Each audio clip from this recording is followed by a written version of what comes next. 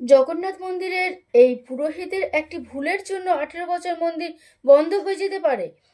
আসলে প্রতিদিন একজন পুরোহিত প্রায় 30 কেজি ওজনের একটি ধ্বজা বা পতাকা পিঠে বেঁধে কোনো রকম সুরক্ষা ছাড়াই মন্দিরের চূড়ায় ওঠেন।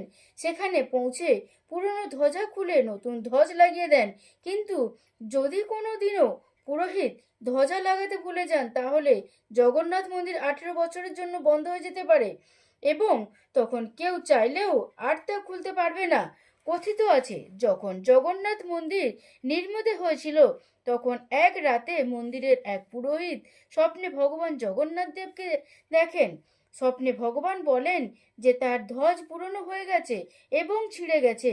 পুরোহিত অবাক হয়ে যান, কারণ তার মনে হয়েছিল তিনি তো সদ্যই ধ্বজ লাগিয়েছেন, এত তাড়াতাড়ি কিভাবে তা ছিঁড়ে যেতে পারে। পরের দিন পুরোহিত যখন ধ্বজাটি দেখেন, তখন সত্যি পুরনো ও ছিঁড়ে গেছে। সঙ্গে সঙ্গে তিনি পুরনো ধ্বজ খুলে নতুন ধ্বজ লাগিয়ে দেন।